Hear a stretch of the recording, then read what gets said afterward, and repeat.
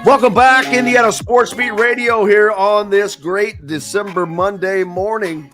Hope you guys had a wonderful weekend getting ready for Christmas, and we've got a Christmas present for you in the way of Don Fischer, as Don joins us now, fresh off of the trip to Atlanta for Indiana to take on an Auburn team that looked like they are NCAA tournament ready right now.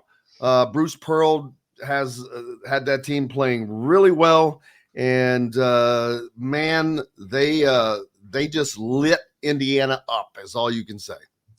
Yeah, and whoever gets me as a Christmas present got coal in their stocking. So at any rate, no, it was not a pretty performance by Indiana, to say the least. I'm not even going to go there for this just at this point, because I want to just go back to the Michigan game for a minute and talk about how important that win was, because Indiana needed to start this Big Ten season off to a good start, and they got it with victories over Maryland and Michigan. And the Michigan game was won on the road. So anytime you get a road win, that's like feel like you got two home victories.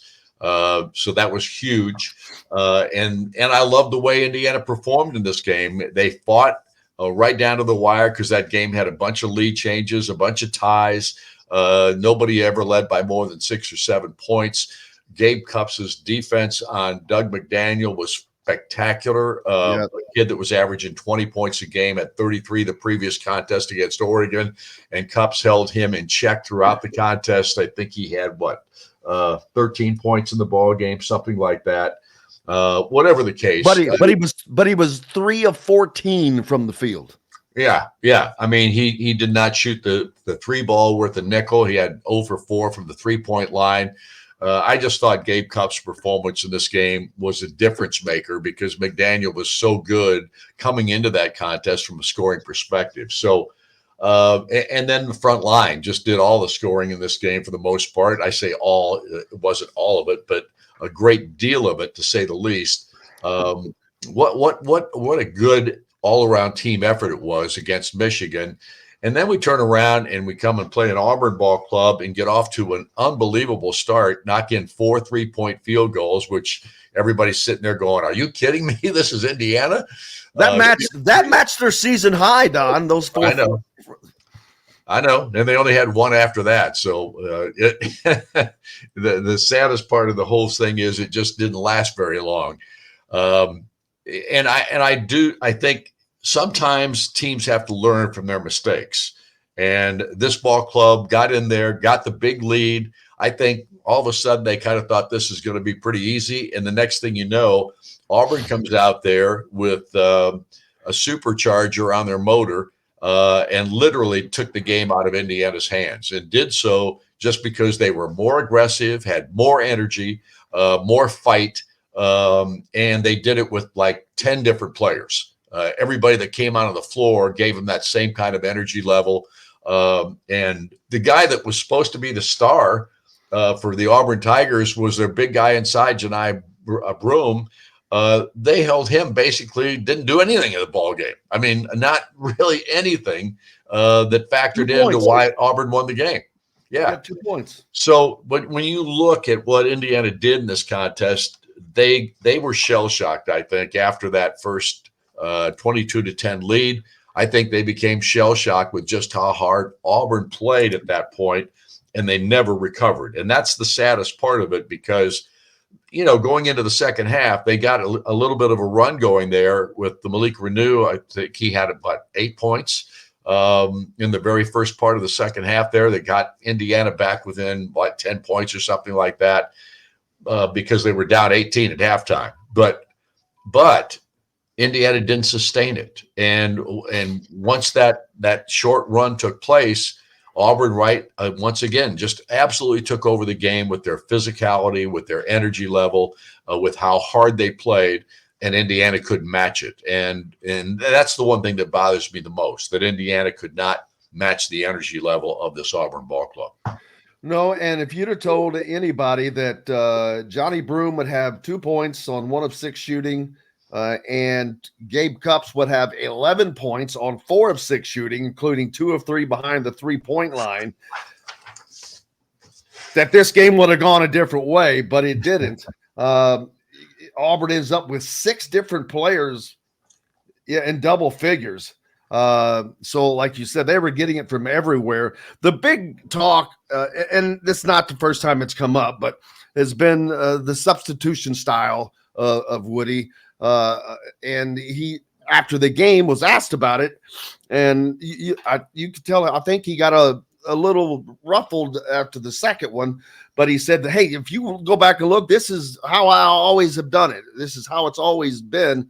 At a certain minute mark, he brings guys in. He says, hey, I can't play these guys for 40 minutes. And I think most people understand that, but I don't know. It's the taking the out in mass that I think is the question of taking Renew off the floor. That's the same time that you're taking either Mbako and Ware off the floor at the same time.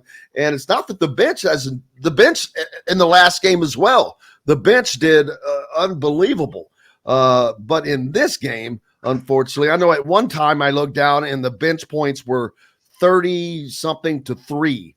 And that was a gigantic difference in this game.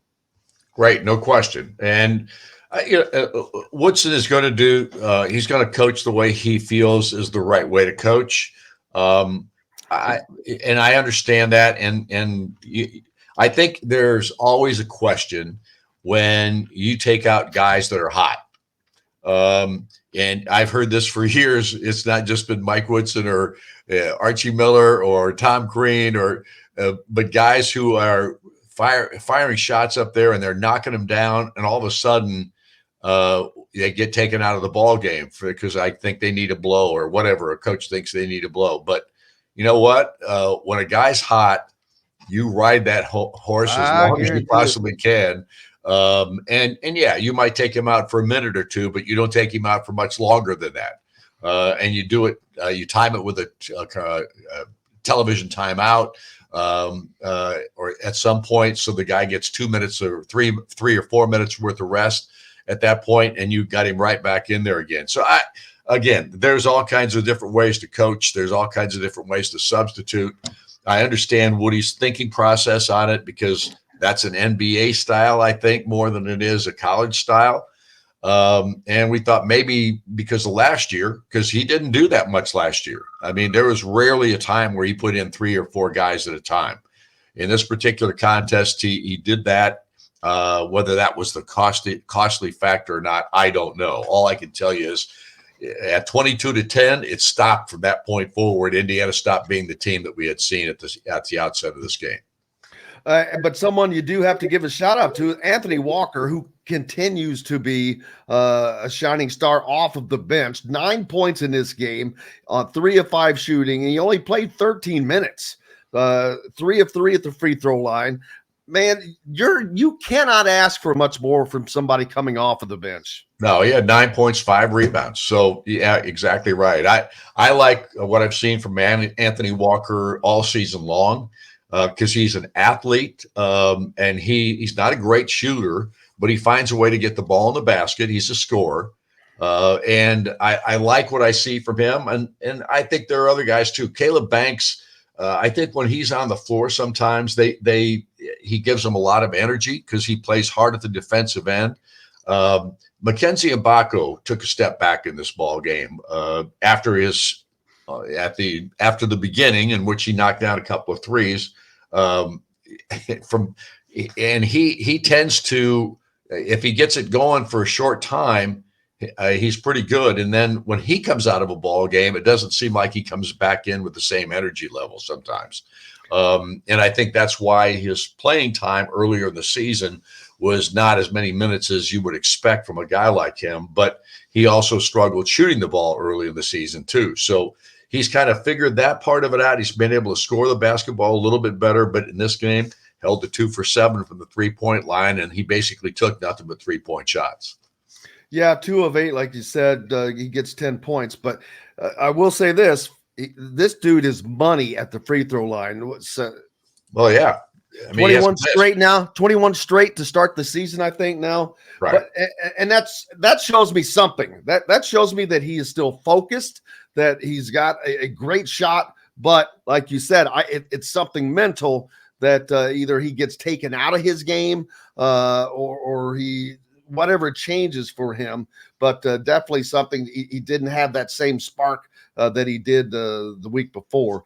So, but and Indiana is going to need that going forward. They're off all week. You don't have to go anywhere except for to Chop Shop tonight, Don. That's your only travel that you have to do until next Saturday when Kansas comes in. Right. And that's going to be another epic battle. They might or might not be without Hunter Dickinson. We don't know. That would be a huge help for Indiana, I would imagine. But you still have to be able to defend the perimeter. And, man, I don't know if it was just Auburn just got that hot because they were not afraid to take any three-point shot. And not all of them went in, but 48% of them did. Yeah. And that's incredible.